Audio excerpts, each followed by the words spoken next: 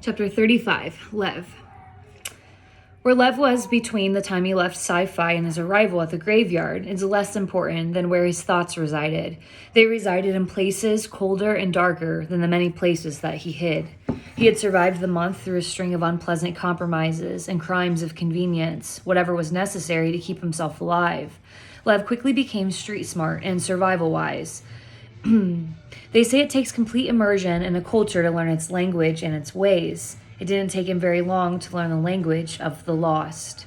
Once he landed in the safe house network, he quickly made it known that he was not a guy to be trifled with. He didn't tell people he was a tithe. Instead, he told them his parents signed the order to have him unwound after he was arrested for armed robbery. It was funny to him, because he had never even touched a gun. It amazed him that the other kids couldn't read the lie in his face.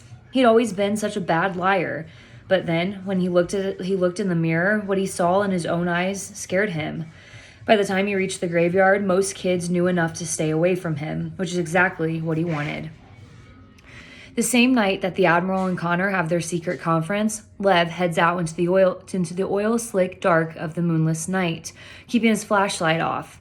His first night there, he had successfully slipped out to find Connor in order to set him straight about a few things. Since then, the bruise from Connor's punch had faded, and they hadn't spoke of it again. He hasn't spoke much to Connor at all because Lev has other things on his mind. Each night since then, he's tried to sneak away, but every time he's been caught and sent back. Now that the Admiral's 5 watchdogs have left, though, the kids on sentry duty are getting lax. As Lev sneaks between the jets, he finds that a few of them are even asleep on the job.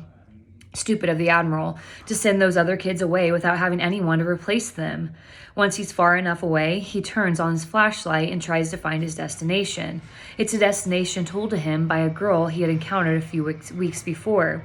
She was very much like him. He suspects he'll meet others tonight who are very much like him as well. Aisle 30, space 12. It's about as far from the Admiral as you can get and still be in the graveyard. The space is occupied by an ancient DC-10, crumbling to pieces in its final resting place.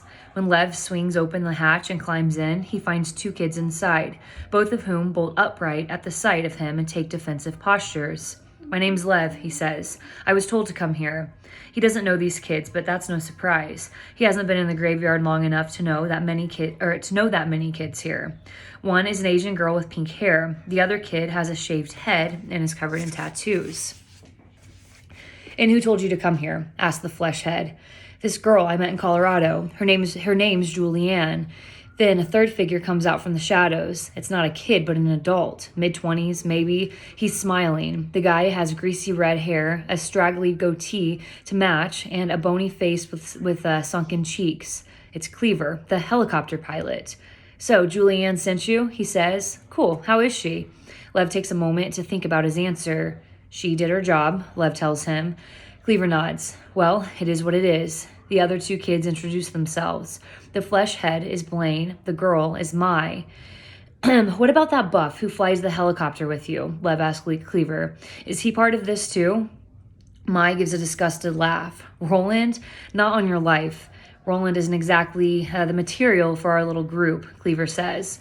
"So did you come here to give us the good news about Julianne, or are you here for another reason?" "I'm here because I want to be here." You say it, says Cleaver, "but we still don't know you're for real." "Tell us about yourself," says Mai. Lev prepares to give them the armed robbery version, but before he opens his mouth, he changes his mind. The moment calls for honesty. This must begin with the truth. So he tells them everything from the moment he was kidnapped by Connor to his time with Sci-Fi and the weeks after that. When he's done, Cleaver seems very, very pleased. "So you're a tithe. That's great. You don't even know how great that is." "What now?" asks Lev. "Am I in or not?" The others become quiet, serious. He feels some sort of ritual is about to begin. "Tell me," Lev says Cleaver, "how much do you hate the people who were going to unwind you?" "A lot." "Sorry, that's not good enough." Lev closes his eyes, digs down, and thinks about his parents. He thinks about what they planned to do to him and how they made him actually want it. "How much do you hate them?" Cleaver asks. "Totally and completely," answers Lev.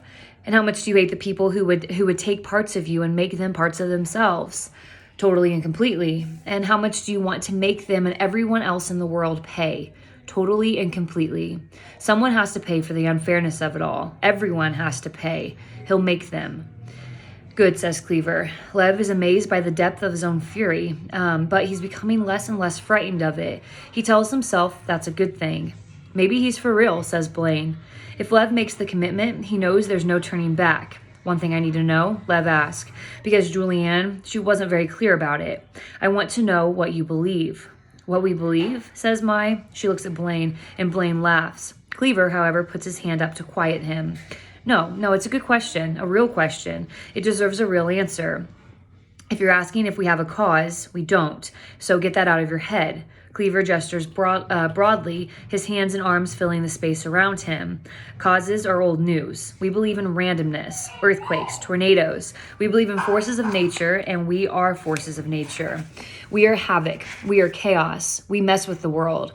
And we messed pretty good with the Admiral, didn't we? Says Blaine, slyly. Cleaver throws him a sharp gaze, and Mai actually looks scared. It's almost enough to give Lev second thoughts. How did you mess with the Admiral? It's done, says Mai, her body language both anxious and angry. We messed, and now it's done. We don't talk about things that are done, right? Cleaver gives her a nod, and she seems to relax a bit. The point is, says Cleaver, it doesn't matter who or what we mess with, just as long as we mess. The way we see it, the world doesn't move if things don't get shaken up. Am I right? I guess. Well, then we are the movers and the shakers. Cleaver smiles and points a finger at Lev. The question is, are you too? Do you have what it takes to be one of us? Lev takes a long look at these three. These are the kinds of people his parents would hate. He could join them just out of spite, but that's not enough. Not this time. There must be more. Yet as he stands there, Lev realizes that there is more. It's invisible, but it's there, like the deadly charge lurking in a downed power line. Anger, but not just anger, a will to act on it as well. All right, I'm in. Back at home, Lev always felt part of something larger than himself. Until now, he hadn't realized how much he missed that feeling. Welcome to the family, says Cleaver, and gives him a slap on the back so painful he sees stars.